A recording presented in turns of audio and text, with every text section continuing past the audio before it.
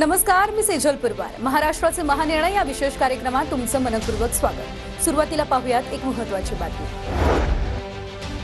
राज्य शासनाने पुण्यश्लोक अहिल्यादेवी होळकर शेतकरी कर्जमुक्ती योजना 2026 सुरू केली आहे. योजनेची अंमलबजावणी ऑनलाईन संगणकीय प्रणालीद्वारे करण्यात येते आहे. तर 16,96,000 पात्र लाभार्थी शेतकऱ्यांची पहिली यादी प्रसिद्ध करण्यात आली आहे. त्यापैकी 13,48,000 शेतकऱ्यांचे आधार प्रमाणीकरण पूर्ण झाले आहे.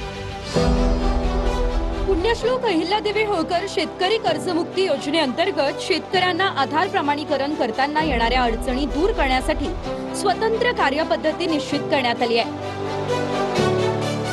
लाभार्थ्यांनी यादीतील क्रमांकासह कागदपत्र घेऊन आपले सरकार केंद्रात जावं. आधार क्रमांकाद्वारे कर्जाची माहिती पाहून मंजुरीनंतर प्रमाणीकरण केलं जाईल. एका बोटाचा ठसा न उमटल्यास वेगवेगळ्या बोटांद्वारे किमान 3 वेळा प्रयत्न करावा.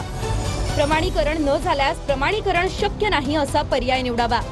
त्यानंतर सेवा केंद्र चालक स्वतःच्या बोटाद्वारे आधार प्रमाणीकरण करेल.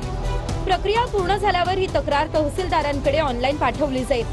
संबंधित शेतकऱ्यानं तहसील कार्यालयात महत्त्वाची कागदपत्र सादर करावी.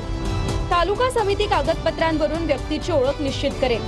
आधार क्रमांक बरोबर असल्यास समिती तक्रार मान्य करून प्रमाणीकरण पूर्ण करेल. आधार प्रमाणीकरणानंतर कर्जमुक्तीची रक्कम थेट खात्यात जमा केली जाईल. वर्षा निवासस्थानावर नशामुक्त महाराष्ट्र धोरण सादरीकरणाबाबत बैठकीचं आयोजन करण्यात आलं होतं. तरुण पिढी नशेच्या आहारी गेली, त्यानंतर उपाययोजना करण्यापेक्षा तरुणांना नशेच्या गर्तेत ढकलणाऱ्या प्रवृत्तींना प्रतिबंधित करण्याचे निर्देश मुख्यमंत्री देवेंद्र फडणवीस यांनी दिले. सर्व संबंधित विभागांनी आपली जबाबदारी ओळखून प्रभावी भूमिका बजावल्यास पुढील काळामध्ये निश्चितच नशामुक्त महाराष्ट्र घडवता येईल अशी अपेक्षा मुख्यमंत्र्यांनी व्यक्त केली. बैठकीला प्रमुख मंत्र्यांसह वरिष्ठ अधिकाऱ्यांची देखील उपस्थिती होती. सह्याद्री अतिथीगृहावरती मुख्यमंत्री फडणवीसांच्या उपस्थितीमध्ये महाडीबीटी 2.0 अंतर्गत 29 नवीन योजनांचा शुभारंभ करण्यात आला आहे. यामध्ये इतर मागासवर्गीय विभाग याशिवाय उच्च आणि तंत्रशिक्षण विभागाच्या योजनांचा समावेश आहे. महाडीबीटीवर उपलब्ध योजनांची संख्या आता 105 इतकी झाली आहे. शासनाच्या उर्वरित सर्व योजना देखील टप्प्याटप्प्यानं या एकाच व्यासपीठावर आणण्याचा सरकारचा प्रयत्न आहे. त्याद्वारे नागरिकांना शासकीय योजनांचा लाभ घेणं अधिक सोपं होणार आहे असा विश्वास मुख्यमंत्री देवेंद्र फडणवीसांनी या दरम्यान व्यक्त केला आहे. यावेळी प्रमुख मान्यवरांची उपस्थिती होती. जे आमचे हितग्राही आहेत किंवा लाभार्थी आहेत यांना कुठल्याही अडचणींचा सामना न करता योजनांपर्यंत पोहोचण्यात मदत होईल. पुढच्या काळात आपला प्रयत्न आहे की सगळ्याच योजना याच्यावर याव्यात. त्या दिशेने युजर डिपार्टमेंट आणि माहिती व तंत्रज्ञान विभाग यांचा समन्वय चाललेला आहे. सिंधुदुर्गच्या शिरोडामध्ये ताज हॉटेलसाठी त्रिपक्षीय करारावरती स्वाक्षरी करण्यात आली. मुख्यमंत्री देवेंद्र फडणवीस, दोन्ही उपमुख्यमंत्री आणि इतर प्रमुख मंत्र्यांच्या उपस्थितीत मंत्रालयाच्या कॅबिनेट हॉलमध्ये हा करार झाला. या करारामध्ये स्थानिक समुदायाच्या हिताचा विशेष विचार करण्यात आलेला आहे. याशिवाय प्रकल्पग्रस्त पात्र व्यक्तींना रोजगाराच्या संधी उपलब्ध करून देताना स्थानिकांना प्राधान्य देण्यात येणार आहे. यावेळी प्रमुख मान्यवरांची उपस्थिती होती.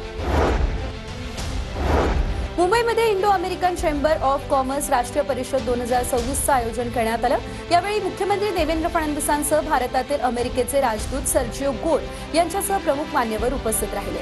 राज्यातील विविध क्षेत्रातील संधीचा लाभ घेत अमेरिकेतील गुंतवणूकदारांनी आपल्या कल्पना संशोधन घेऊन महाराष्ट्रामध्ये यावं आणि राज्यात गुंतवणूक करावी असं आवाहन मुख्यमंत्री फडणवीस यांनी केलं. बुलढाण्यातील सिंदखेड राजा शहरातील राजमाता जिजाऊ यांच्या स्मारकासाठी नगरविकास विभागाच्या वैशिष्ट्यपूर्ण योजनेतून 50 कोटींचा निधी देण्याचा निर्णय उपमुख्यमंत्री एकनाथ शिंदे यांनी घेतलाय. जिजाऊंच्या स्मारकाच्या कामाला गती द्या असे निर्देश शिंदेंनी दिले.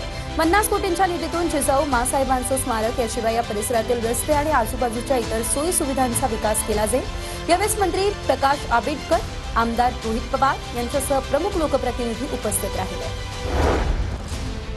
बीडच्या परळी वैजनाथमध्ये 634 कोटी रुपये खर्चाच्या पशुवैद्यक आणि पशुविज्ञान महाविद्यालयाचा कोनशिला समारंभ आणि भूमिपूजन सोहळा उपमुख्यमंत्री सुनेत्रा पवार यांच्या हस्ते संपन्न झाला. या प्रकल्पामुळे मराठवाड्यातील विद्यार्थ्यांना उच्च दर्जाचे पशुवैद्यकीय शिक्षण मिळण्यासोबतच स्थानिक शेतकऱ्यांच्या समृद्धीला नवीन दिशा देखील मिळणार आहे. चालू शैक्षणिक वर्षातच येथील प्रवेश सुरू केले जातील असं उपमुख्यमंत्री सुनेत्रा पवार यांनी सांगितलं. यावेळी पर्यावरण आणि पशुसंवर्धन मंत्री पंकजा मुंडेंसह प्रमुख लोकप्रतिनिधी आणि अधिकारी उपस्थित होते. महाराष्ट्राचे महानिर्णय या विशेष कार्यक्रमात आता वेळ झाली आहे इथेच थांबण्याची.